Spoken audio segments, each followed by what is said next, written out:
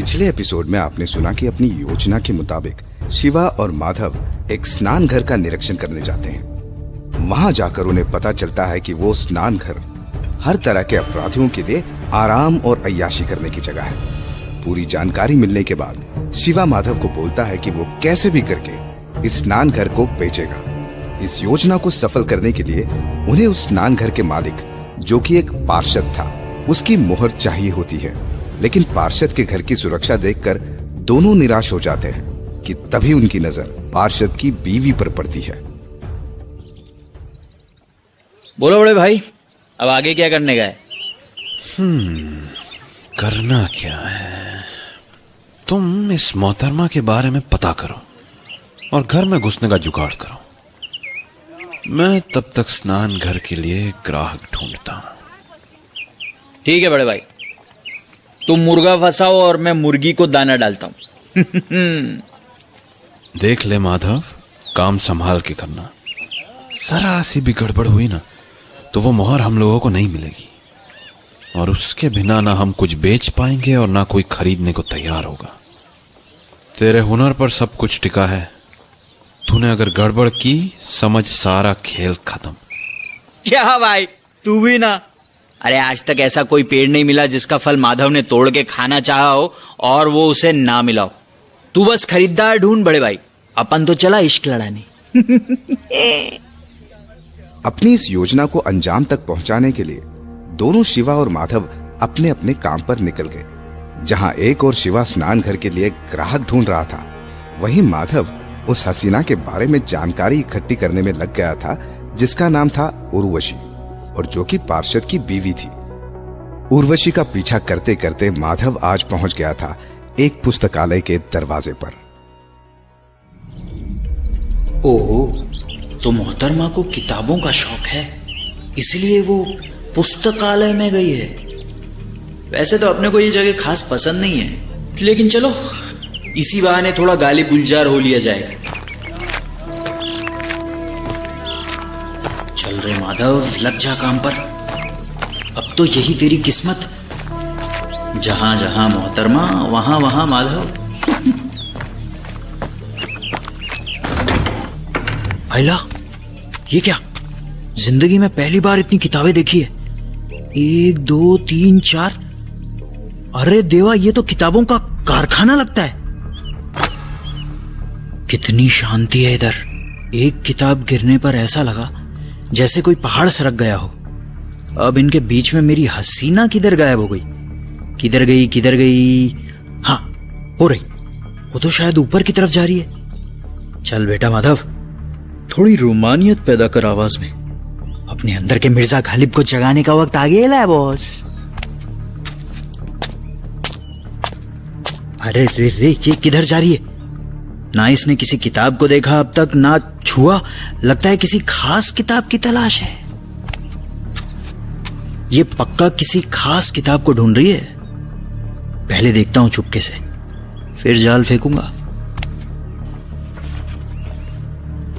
नहीं, ये तो मैंने पढ़ी हुई है।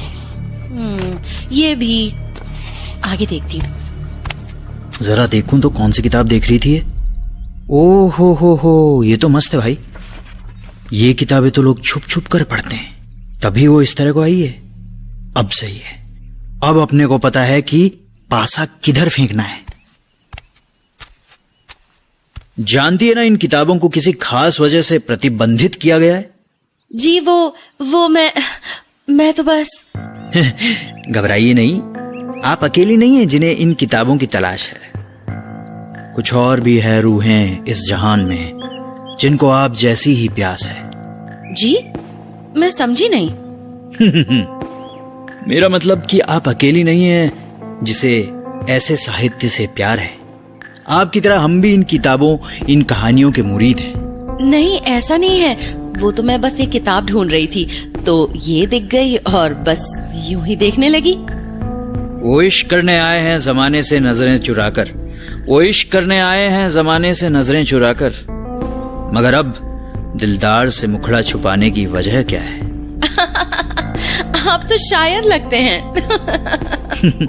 मैं शायर तो नहीं, मगर ए हसी, जब से देखा मैंने तुझको, मुझको शायरी आ गई। अरे वाह, तो आप गायक भी हैं। अब अगर सामने आप जैसा खूबसूरत शख्स हो तो कोई भी गाने लगेगा। वैसे क्या मैं जान सकता हूं कि इस अप्सरा का नाम क्या है? अरे आप तो मतलब उर्वशी, उर्वशी नाम है मेरा। अरे आप तो सच में स्वर्ग की अप्सरा निकली। मुझे लगा ही था कि ऐसा हुस्न इस धरती का तो हो ही नहीं सकता। जहां एक और माधव उर्वशी को शेरो शायरी से अपने प्रेम जाल में फंसाने की कोशिश कर रहा था, वहीं शिवा स्नान घर के प्रबंधक के साथ बंदरगाह पर किसी का इंतजार कर रहा था। क्यों प्रबंधक? सेठ ने यही मिलने के लिए कहा था ना? हाँ साहब, मैं आपसे गलत बयानी क्यों करूंगा भला? सेठ ने यही समंदर की बंदरगाह पर इसी जगह मिलने की बात की थी। तुमने उन्हें सब सही सही बता दिया है ना? उम्मीद है हमारा परिचय अच्छे से दिया होगा। जी साहब, आपके बारे में भी और स्नान घर के बारे में भी। वो उसको खरीदने को इच्छुक लगे, लेकिन फिर भी वो आपसे एक दफा मिलना चाहते थे। मैंने उनको स्नान घर आने का न्योता दे दिया था, किंतु वो यही बंदरगाह पर मिलना चाह रहे थे। सुना है कि वो कोई बड़े विदेशी व्यापारी है और यही बंदरगाह में उनका कार्यालय है। ठीक है, ठीक है। अरे वो देखो प्रबंधक, 2 लोग इधर आ रहे हैं। वही है क्या? जी साहब, यही है वो, यही अनवर व्यापारी। आइए आइए सेठ जी। साहब बहुत देर से आपका इंतजार कर रहे थे। मुझे लगता है कि जब बात 2 बड़े लोगों के बीच की हो तो फिर किसी और को बोलने की जरूरत नहीं है।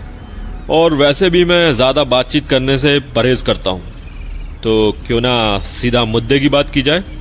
बिल्कुल, मैं आपकी बात से पूरी तरह सहमत हूँ। बहुत उम्दा। तो मैं बता दूं कि मैं इस शहर में नया हूँ और मुझे यहाँ अपना व्यापार फैलाना है। और मैंने सुना है कि आपके पास एक ऐसी जायदाद है जो मेरे काम की है। हाँ, मेरे पास एक स्नान घर है जिसे मैं बेचना चाहता हूँ। तब तो फिर आप मेरे काम के आदमी लगते हैं। ठीक है, लेकिन मैं एक बार आपके इस स्नान घर को देखना चाहूंगा। फिलहाल कल तो मैं व्यस्त हूँ। आप दिन और समय तय करके मुझे संदेश भिजवा दीजिएगा। उम्मीद है मुझे आपकी जगह पसंद आएगी। चलता हूँ। अरे आप पहली बार मिल रहे हैं, कुछ चाय नाश्ता? वक्त बहुत कीमती होता है और अनवर व्यापारी वक्त बर्बाद करने में यकीन नहीं रखता।